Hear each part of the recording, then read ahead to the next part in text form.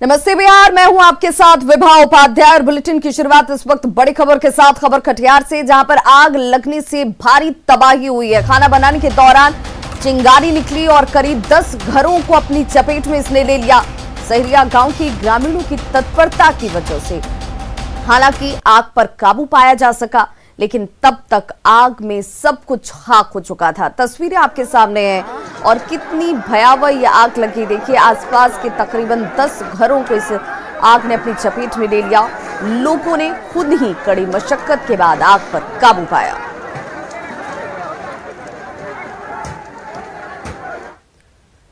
बेतिया के बखरिया धांगर टोली के वार्ड संख्या 12 में आग लग गई और एक घर से निकली चिंगारी की वजह से 4 घरों को इस आग ने अपनी चपेट में लिया, जिसकी तस्वीरें आप अपने टीवी स्क्रीन पर फिलहाल देख रहे हैं। हालांकि ये साफ नहीं हो पाया है कि आग की चिंगारी आखिर भड़की कैसे। दमकल की गाड़ियों को आग पर काबू पाने में खासी मशक्कत करनी पड़ी। आग की सूचना अंचलाधिकारी को दी गई। अंचल की टीम नुकसान के आकलन में फिलहाल जुटी हुई।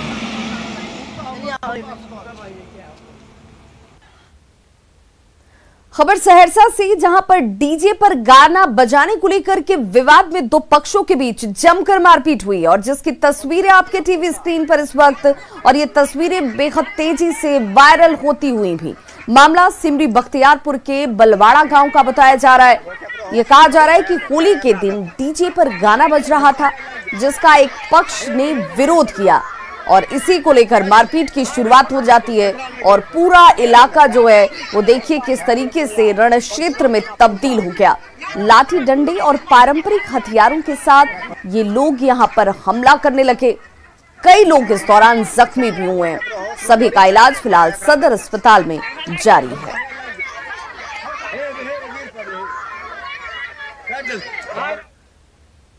और अब बात उस कोरोना की जिसने पूरे देश को इस वक्त परेशान करके रखा है। देश भर में कोरोना के मामलों के साथ ही संक्रमण का खतरा भी लगातार तेजी से बढ़ता हुआ। होली का त्योहार खत्म होते ही लोग अब एक बार फिर से वापस लौटने लगे हैं, लेकिन कोरोना की सख्ती के बावजूद लोग नियमों का सही ढंग से पालन नहीं कर रहे। बात राजधानी पटना की हो या फिर दूसरे इलाकों की, न्यूज़ 18 की पड़ताल में तस्वीरें लापरवाही वाली सामने आई।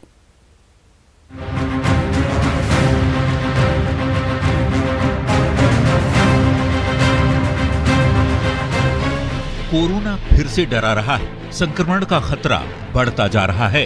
कोविड के मरीजों की संख्या में फिर से इजाफा हो रहा है, क्योंकि कोरोना का दूसरा चरण बड़ी तेजी से पांव पसार रहा है। बावजूद इसके लोग सतर्क नहीं हो रहे, कोविड के बनाए नियमों का पालन नहीं कर रहे। होली पर्व खत्म होते ही अब लोग वापस काम पर लौटने लगे हैं। ये नजारा है पटना रेलवे स्टेशन का, जहां पहुंचे यात्री मास्क में दिख रहे हैं, लेकिन न्यूज़ 18 की पड़ताल में स्टेशन पर तैनात कर्मचारी ही कोविड के बनाए नियमों का सख्ती से पालन नहीं कर रहे। तो यहाँ देखिए, ये सुरक्षा कर्मी हैं और ये लोग यहाँ ड्यूटी पे तैनात हैं। ये बताइएगा, आप लोग ड्यूटी पे हैं, मास्क कहाँ है आपका?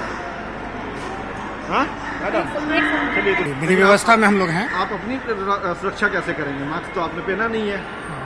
अभी सर बहुत देर से सर मास्क पहने हुए थे, मास्क रखे हुए हैं। जेब में रखने से आप सुरक्षित रहेंगे, ये भी सुरक्षित नहीं रहेंगे आपके कारण। नहीं, हमने रखे हुए, बहुत दिन भर रहना पड़ता है ना। दिन भर रहना पड़ता है, कोविड भी है लगातार। यहाँ पे देखिए जो क्लर्क हैं, क्या नाम हुआ? नीरज नाम हुआ। नीरज नाम हुआ। नीरज जी, मास्क क्यों नहीं लगाया आपने? डिस्टेंस में है, दो फीट के डिस्टेंस में है। ये किसने कहा आपको कि इतना डिस्टेंस पे आप मास्क नहीं लगाएंगे? न्यूज में आता है, न्यूज में आता है कि स्टेट गवर्नमेंट ने प्रोटोकॉल जारी कर रखा है। हाँ, आपके रेल मंत्रालय जो है उन्होंने भी कहा है कि मास्क जरूरी है कोरोना से बचाव के लिए। नहीं लगता कि आप अपने महकमे का जो आदेश है उसका भी अवहेलना कर रहे हैं? 40 रुपया दीजिए। यहाँ पर थोड़ा सा दूरी थी, इसलिए सेफ है। रेलवे स्टेशन के बाद ये तस्वीरें पटना एयरपोर्ट की हैं, जहां यात्री कोविड के नियमों का तो कड़ाई से पालन कर रहे हैं, लेकिन उनके साथ आने वाले कुछ लोग बगैर मास्क के ही नजर आए। वैसे एयरपोर्ट के अंदर पूरी सख्ती से कोविड गाइडलाइन का पालन किया जा रहा है। देख सकते हैं यहाँ पे जो काउंटर हैं वो बनाए गए हैं। जो भी यात्री हैं उन्हें सोशल डिस्टेंस का अनुपालन उन्हें करना पड़ रहा है। दूसरी तरफ जो है कि जो यात्री आ रहे हैं उनका यहाँ पे जो है विधिवत तौर पे पहले जो है उनकी जांच की जा रही है और उसके बाद जो है उन्हें अंदर प्रवेश करने दिया जा रहा है। थर्मल स्कैनिंग जो है वो जांच की जा रही है और उसके बाद उनका टिकट वेरिफिकेशन करने के बाद ही जो है उन्हें एयरपोर्ट पर्सन में जाने की अनुमति दी जा रही है। अब ये तस्वीर पटना से करीब 200 किलोमीटर दूर खगड़िया सदर अस्पताल की, जहां दीवारों पर तो कोरोना के संक्रमण से बचाव करने का स्लोगन लिखा है, लेकिन यहां आने वाले मरीजों को इसकी फिक्र नहीं। है सर, नहीं पहन सके हैं। अच्छा, क्यों नहीं पहने? पॉकेट में क्यों रखे? हाँ, पॉकेट में है सर। पॉकेट में है सर। पॉकेट में रखना है कि कहाँ पहनना है? नहीं पहनना है सर। ये मास्क आप जो है छूट गया सर, घरे में नहीं लेकर आए। डर नहीं लगता है ये चीज की? डर लगता है सर। ये हाल तब है जब बिहार में पिछले 24 घंटे में 30 जिलों में 239 नए केस सामने आ चुके हैं। पटना में सबसे अधिक 113 पॉजिटिव मरीजों की पहचान हुई है। बिहार में अब तक 2,65,194 कोरोना केस दर्ज हो चुके हैं, जिनमें से 1,573 कोरोना संक्रमित मरीजों की इलाज के दौरान मौत हो चुकी है। प्रधानमंत्री से लेकर मुख्यमंत्री तक लगातार जनता से कोरोना गाइडलाइन के नियमों का पालन करने की अपील कर रहे हैं। ऐसे में थोड़ी सी भी लापरवाही आपके जीवन पर भारी पड़ सकती है। इसलिए सजग रहें, सचेत रहें और कोविड नियमों का कड़ाई से पालन करें। न्यूज़ 18 के लिए पटना से अमित कुमार और खगड़िया से दिग्विजय के साथ ब्यूरो रिपोर्ट।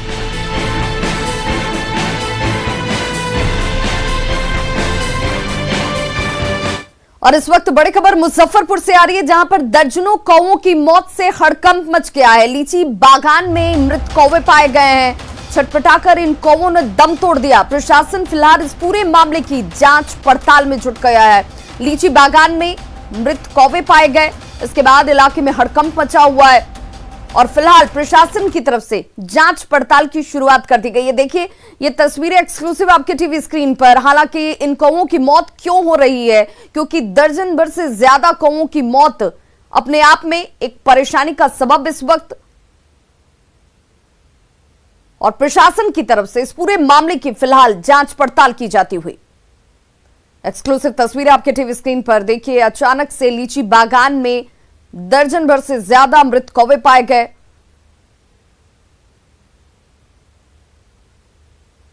और किन वजहों से कौवों की मौत हो रही है इसकी जानकारी अभी तक सामने नहीं आ पाई है। तो देखिए छटपटाकर इन कौवों ने किस तरीके से जान दे दी और अचानक से इस तादाद में कौवों की मौत के पीछे की वजह क्या है, ये इस वक्त सभी के जहन में सवाल के तौर पर रौंदता हुआ।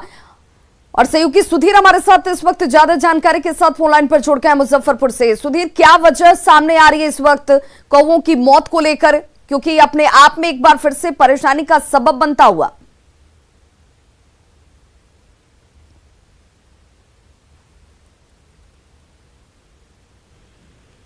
में है इस बात को लेकर, क्योंकि जो ये कौवे है अचानक खुद से मर गए और छटपटा कर मर गए। देखने से ही लगा कि जैसे किसी बीमारी से मरे हैं। और इस मामले में एक बड़ी बात यह है कि अभी तक पशुपालन विभाग सोया हुआ है। मेरे जिला पशुपालन पदाधिकारी से बात हुई, उन्होंने कहा है कि आज उन चीजों की रिपोर्ट ली जाएगी। तो कौवे कल मरे थे और इसकी सूचना विभिन्न मीडिया के माध्यम से पहुंची भी है, लेकिन अभी तक उन लोगों ने इसका संज्ञान लिया है और आज सैंपल कलेक्शन किया जाएगा जो सीरम कलेक्ट करके और उसे भेजा जाएगा कोलकाता।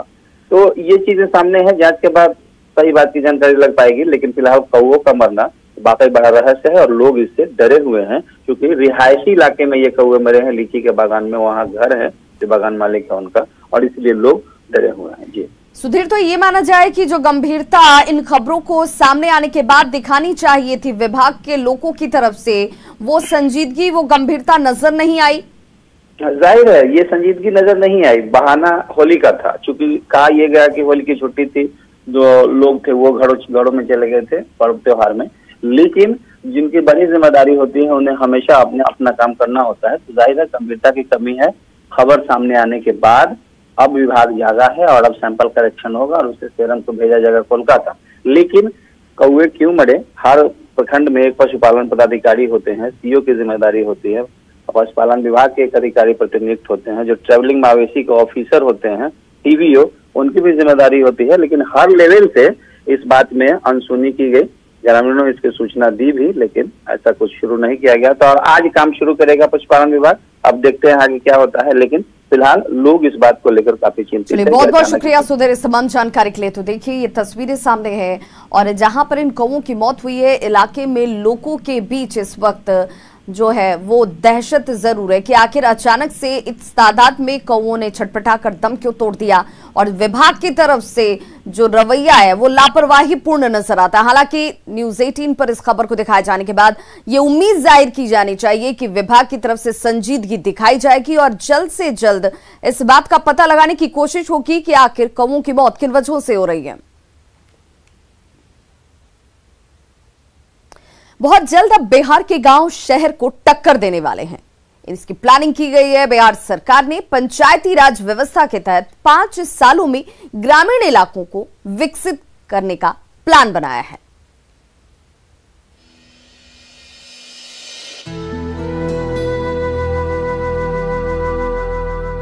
बहुत जल्द बिहार की करीब 40,000 गांवों की सूरत बदलने वाली है। गांवों में वो सारी सुविधाएं उपलब्ध होंगी जो शहरों में मौजूद है। ये कहना है बिहार के पंचायती राज मंत्री सम्राट चौधरी का। एक हम लोगों ने तय किया है कि सीसीटीवी कैमरा प्रत्येक गांव में जो सुरक्षा के दृष्टिकोण से होते हैं उनको देखने का काम किया जाएगा, उसको व्यवस्थित करेंगे और गांव में पार्क बनेंगे। शहर में सुने होंगे आप लोगों ने कि पार्क बनते हैं, अब गांव में पार्क बनाएंगे। गांव में फील्ड अभी तक खेल डिपार्टमेंट के माध्यम से होते थे, खेल को हम लोग पूरी तरह बढ़ावा देने के लिए वहाँ खेल का फील्ड बनाएंगे। गांवों के विकास के लिए भारत सरकार और बिहार सरकार ने अलग से राशि का आवंटन किया है। इस साल के लिए 5,000 करोड़ की राशि केंद्र सरकार और 2,400 करोड़ की राशि बिहार सरकार निर्गत कर चुकी है। मंत्री सम्राट चौधरी की माने तो पंचायत आई जिसमें एक महिला समेत 2 लोग जख्मी हो गए। सभी को पीएमसीएच में फिलहाल भर्ती कराया गया है। पीड़ित के मुताबिक बच्चों के झगड़ों से शुरू हुआ विवाद बड़ों तक पहुंच गया।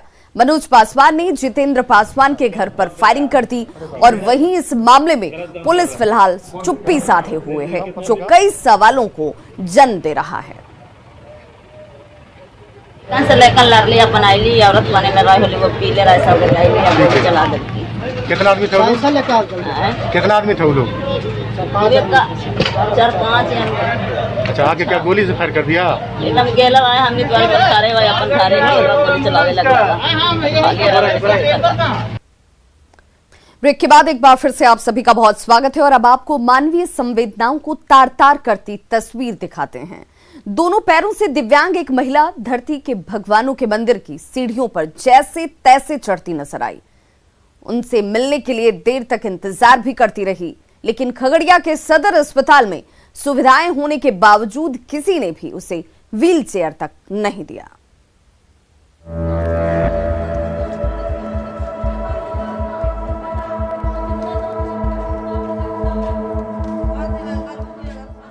जिन सीढ़ियों पर ये कदम रेंग रहे हैं वहां मानवीयता का डेरा होता है, संवेदनाओं का बसेरा होता है। यहाँ काम करने वाले धरती के भगवान कहे जाते हैं, लेकिन विडंबना देखिए कि इन्हीं धरती के भगवानों से मिलने की आस में दोनों पांवों से दिव्यांग ये महिला धरती के भगवानों के इस मंदिर की सीढ़ियां चढ़ रही है।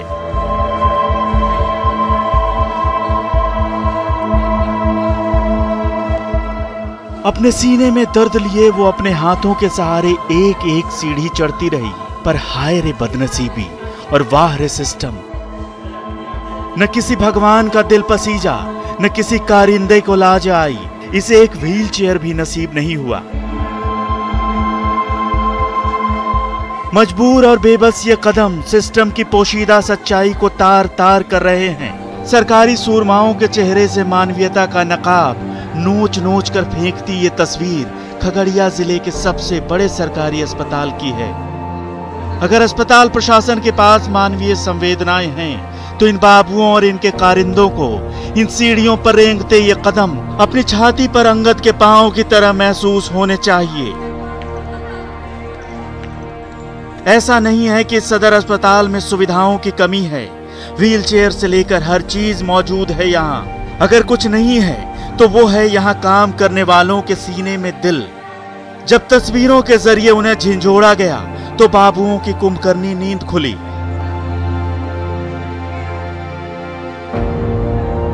सही नहीं हुआ है, व्हीलचेयर है और जो स्टाफ वहाँ पर है हो सकता है कि वह ओवरलुक कर गया या उसको इन्फॉर्मेशन नहीं मिला।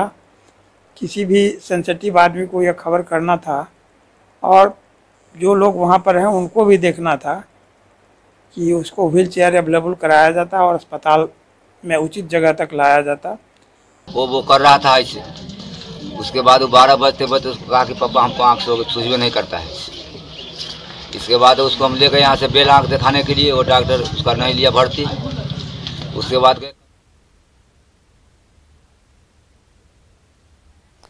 नालंदा के कटरा टीओपी भवन को नशेड़ियों ने शराब के अड्डे में तब्दील कर दिया है। नशेड़ियों के शराब पीने का एक वीडियो सोशल मीडिया पर इन दिनों वायरल हो रहा है और वीडियो वायरल होते ही पुलिस हरकत में आई और मौके पर पहुंचकर 2 शराबियों को धर दबोचा।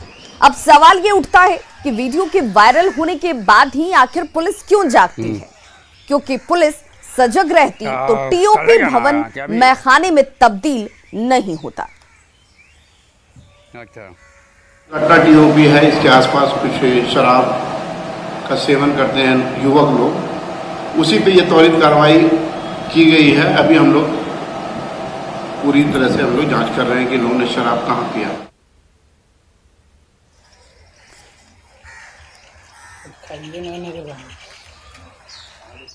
अयोध्या में बनने वाले राम मंदिर निर्माण के लिए पटना के महावीर मंदिर ने 10 करोड़ रुपए का दान देने का ऐलान किया है। इसकी पहली किश्त के तौर पर 2 करोड़ रुपए जमा किए जा चुके हैं। इसके अलावा महावीर मंदिर न्यास समिति की तरफ से अयोध्या में राम रसोई की भी शुरुआत की गई है, जहां श्रद्धालुओं को शाकाहारी बिहारी व्यंजन परोसा जाता है। देखिए हमारी एक खास रिपोर्ट।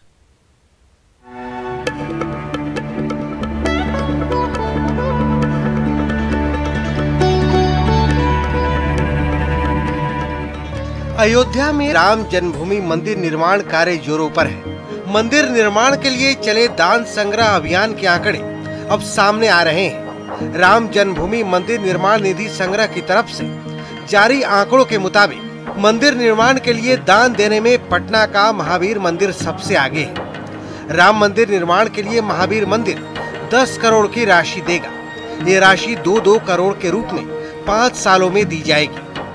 जिस दिन फैसला आया था 9 नवंबर 2019 को, महावीर मंदिर ही पहला संस्थान है जिसने घोषणा की थी सुप्रीम कोर्ट के फैसले के 1 घंटे के अंदर कि हम लोग 10 करोड़ रुपया राम मंदिर निर्माण के लिए देंगे।